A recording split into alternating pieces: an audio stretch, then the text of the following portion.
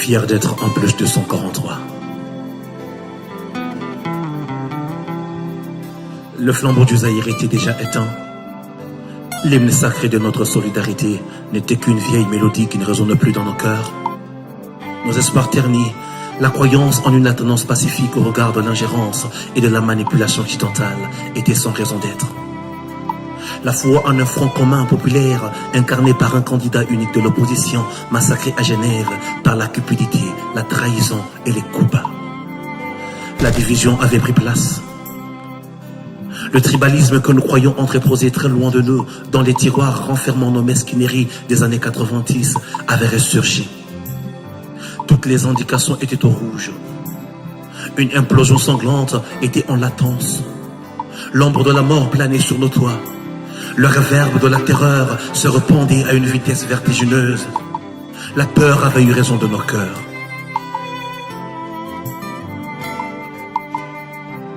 Les faiseurs de rois étant sur la touche, transformés en prophètes de malheur, ils ne prédisaient que le chaos. Leur plat machiavélique à la sauce balkanique au profit de leur santé économique avait tous les ingrédients pour donner bonne saveur dans leur cuisine belgique. Ils ont tué l'éclaireur, utilisé le rusé, massacré le héros, manipulé le faible devint fort. Tel un aveugle qui recouvrait la vue, il a su changer les règles de la partie. Mais cette nouvelle game n'était sans conséquence, car elle se jouait au péril de nos âmes. Une population majoritaire à 70% dans un pays de 80 millions d'habitants, des vents tranchés pour l'avenir de tous, dans un pays où les valeurs médiocres sont presque culturelles. Faire naître un nouveau Congo à la clinique maternelle de l'alternance pacifique, partant des élections congolo-congolaises, libres et transparentes, prise en flagrant des irrégularités légion dont les résultats finaux avaient pour but de pacifier et rassembler les Congos autour d'un nouveau chef, regardant tous vers un avenir radieux, était un pari osé par le désormais ex-locataire du palais de la nation.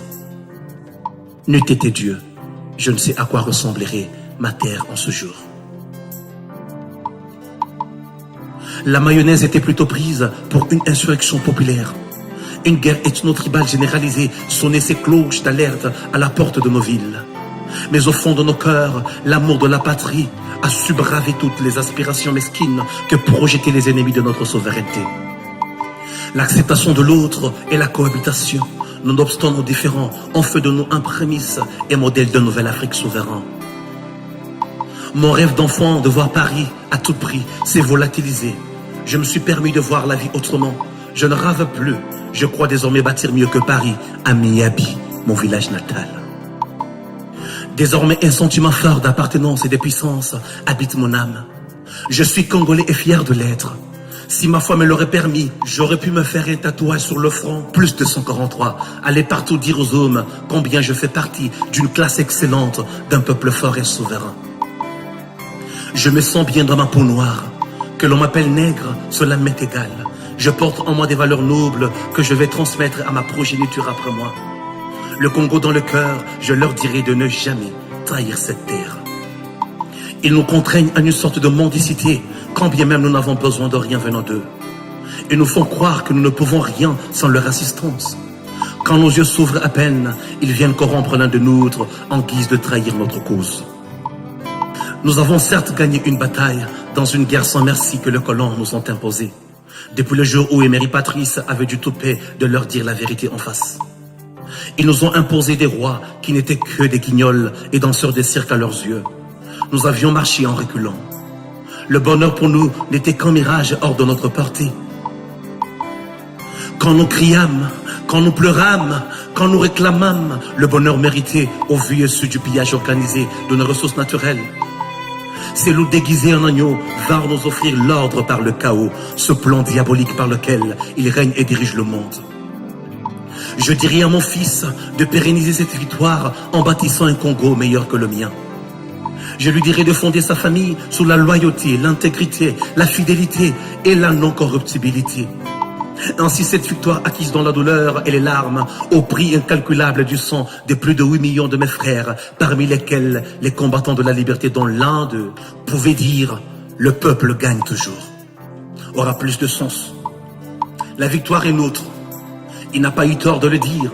L'heure n'était pas à la célébration d'un camp face à l'autre, car en dépit de tout, c'est le Congolais qui a gagné.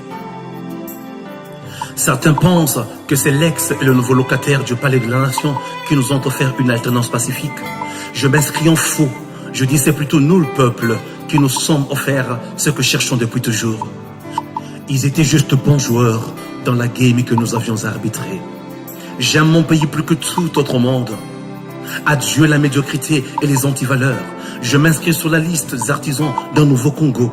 Je prône le changement des mentalités, une rééducation morale de mes frères à la base. Je donne ma chance au néo-chef de mon peuple. J'invite son souvenir à ne jamais oublier cette phrase culte du patriarche, son paternel.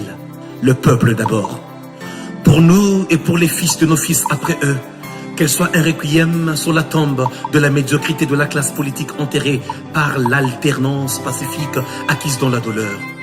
Que Dieu bénisse le Congo et toutes les nations de la terre. Que les âmes de nos martyrs héros reposent en paix. Que Dieu vous bénisse.